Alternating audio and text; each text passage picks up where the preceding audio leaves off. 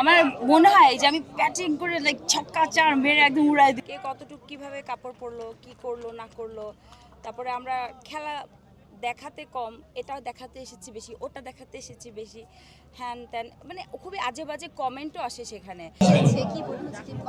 আমাদের মেয়েরা আজকে আসলে আমাদের পারফরমেন্স খুব একটা ভালো না, খুব একটা ভালো না বলতে করতেই পারিনি আনফরচুনেটলি, বাট সব খেলাতেই হার জিত থাকে। চেষ্টা করছি, ছেলেরা খুব ভালো খেলছে আমাদের দলের, হোপফুলি দেখা যাক, let's hope for the best. যেহেতু আমরা টস জিতেছি, চেষ্টা করব রান যেন ওরা না দিতে পারে। এই আমাদের এই আমি জানি না, আমি এটা আমি বললাম না, আমি জানি না, আমি বোলিং এ আমি প্র্যাকটিস করছি না, আমি শুধুমাত্র ব্যাটিং আর হচ্ছে ফোকাসড।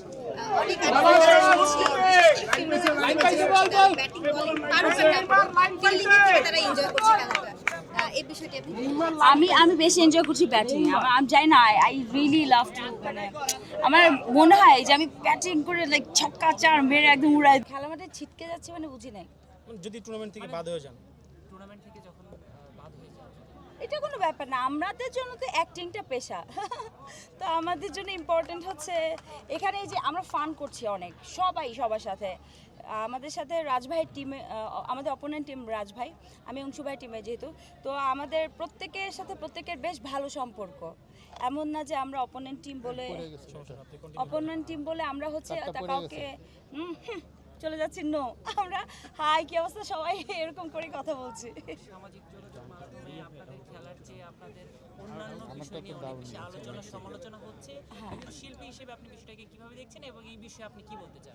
আমাদের বলতে আমি স্পেসিফিক্যালি যদি বলি, আমাদের মেয়েদের ক্ষেত্রে যারা খেলছি আমরা, প্রত্যেকটা মেয়ের ব্যাপারে খুবই আজে বাজেভাবে তা পোট্রে করা হচ্ছে নিউজগুলো।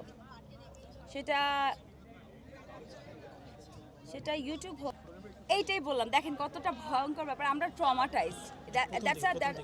মানে আমি যদি বলি স্পেসিফিক্যালি, আপনার যে কোয়েশ্চেনটা ছিল আবার একটু করেন।